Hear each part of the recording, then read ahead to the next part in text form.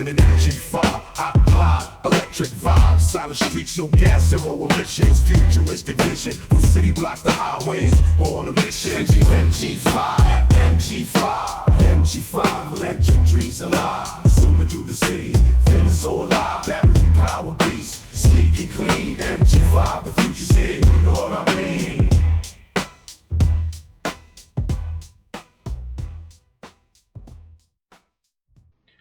Tervehdys taas pitkästä aikaa. Kesä alkaa olemaan lopuillaan, niin ajattelin vähän kertoa kuulumisia, että miten arki on MG5 kanssa sujunut. Mä oon itse autolla nyt ajanut pikkusen reilu 20 000 kilometriä, eli 28 000 kilometriä on nyt sitten auton mittarissa. Ja varsinkin nyt kesä on ollut kyllä tosi mukava, helppoa aikaa tämän auton kanssa. Ei ole kyllä niin kuin yhtään mitään pahaa sanottavaa ollut että ajaminen on ollut halpaa. Pörssisähköllä kun pääsee latailemaan, niin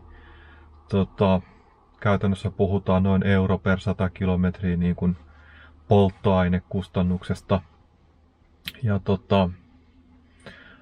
keskikulutus nyt näyttäisi kesällä olevan 17,1 kilowattia. Eli ei nyt mikään super matala, mutta mun mielestä se on ihan kohtuullinen.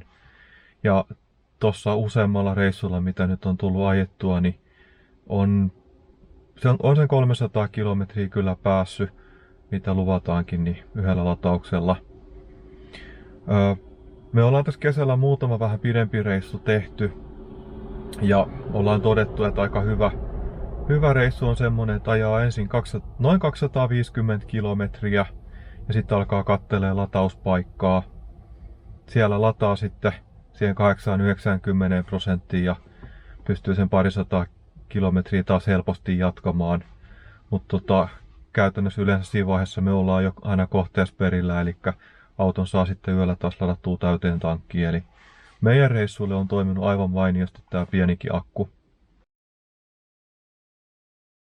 No, lataaminenhan tällä autolla ei kesälläkään ole supernopeeta, mutta mun mielestä se nopeudet on siedettäviä, eli ne ei aiheuta hirveätä lisäaikaa reissuille. Eli nyt on kiinnittänyt huomioon, että silloin kun pääsee pienellä akulla aloittaa latauksen siitä 20–30%, niin se latausnopeus on pikkusen reilu 60 kilowattia. Eli ihan hyvä vauhti se on ladata. Ja sitten kun se akku alkaa lähestyä puoliväliin, niin se tippuu siihen 4–5–50 välille. Ja se pysyy aika lähellä sitä 50 kyllä, niin siihen noin 80% ylittekin. Et niin kuin vasta kun alkaa se 90% lähestyä, niin sitten se latausnopeus tippuu tosi pieneksi, että sitten puhutaan niistä 20 lukemista. Eli käytännössä puolessa tunnissa saa jo ihan mukavasti akkuun kyllä matkaa ladattua. Eli ihan hyvin on toiminut lataus meidän tarpeisiin tälleen kesäaikaa.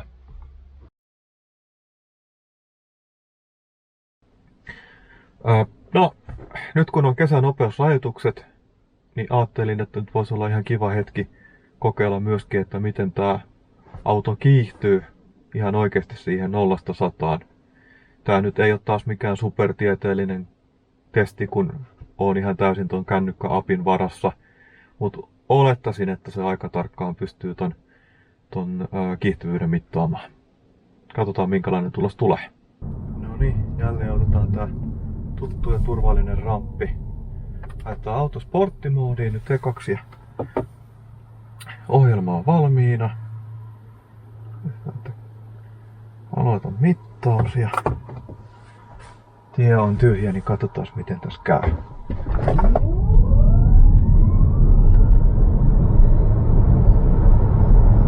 Ei mikään räjähtävä kiihtyvyys, mutta ihan ok.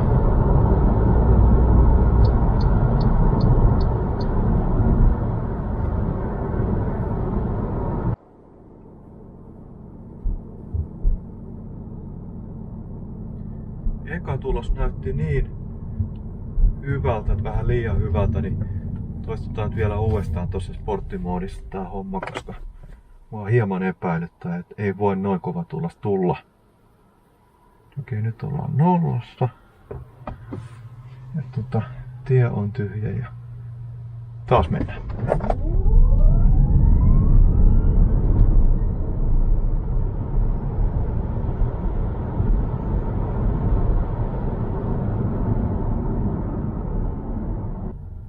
Eli auto on nyt comfort-moodissa.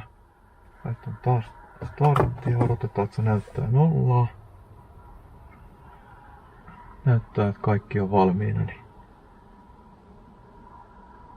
Sitten mennään taas. Pikkusen tuntuu laiskemmalta, mutta ei ole kyllä iso ero.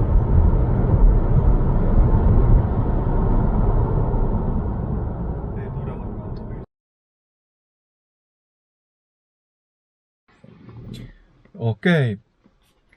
Kiihdytystuloksia on nyt saatu ja nämä on mun mielestä kyllä epäilyttävän hyviä ja itse asiassa ne oli heti alkuun jo niin epäilyttävän hyviä, että mä ajoin 2 eri päivänä näitä tuloksia ja katsotaan mitä tää nyt oli. Elikkä ihan ekana päivänä ihan täydellä akulla mä lähdin kokeilemaan sporttimoodissa. Eka kiihdytys oli 7,12 sekuntia 0-100. Toka oli tasan 7 sekuntia ja kolmas oli 6,98 eli keskiarvoksi tuli 7,03 ja mun mielestä se hieman kuulosti hurjan kovalta. No tässä vaiheessa mä päätin, että mä käyn hakemassa sen meidän toisen auton eli Bemarin i3, jolle luvataan, että se on 7,3 sekuntia 0-100, että mä saan vähän vertailuarvoa, että voiko tuohon tracker-ohjelmistoon luottaa. Ja Bemarilla kiihdyttelin parikin kertaa, ja siihen noin 7 sekuntiin se näytti lukemat hitusen päälle, eli ihan mitään järkyttävää virhettä siihen ei ainakaan tullut. Mä en siltikään oikein jaksanut uskoa, että se MG olisi niin hyvä kiihtymään. Ja kävin sitten hakee toisen puhelimenkin ihan varmuuden vuoksi. Asensin siihenkin tracker-ohjelmiston ja laitoin ne rinnakkain nyt auton kyytiin ja toisena päivänä otin vielä 4 uutta kiihdytystä. Auton akku ei ollut enää ihan niin täynnä. En tiedä, onko sillä vaikutusta. Sen tiedän ainakin, että kun akku on ihan tyhjä, niin auto ei anna ihan täyttä tehoa, että voiko olla, että täydellä akulla sitten saa pienen extra boostin. Mutta sitten toisena päivänä ne tulokset oli 7,67,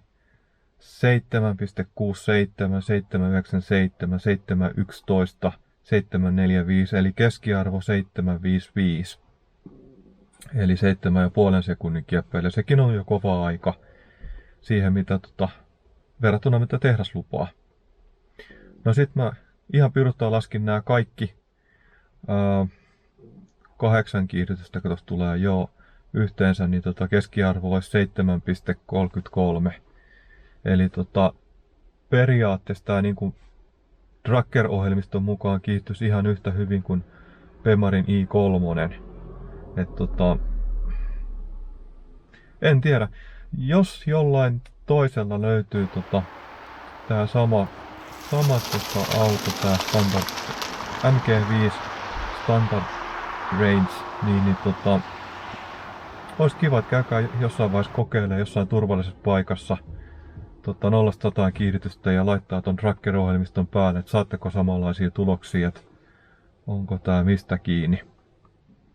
Mutta näin käytännön elämässä täytyy sanoa, että auto on kyllä kiihtynyt tosi hyvin, että ohitukset onnistuu kyllä turvallisesti, että siinäkään ei ole kyllä mitään valittamista ollut.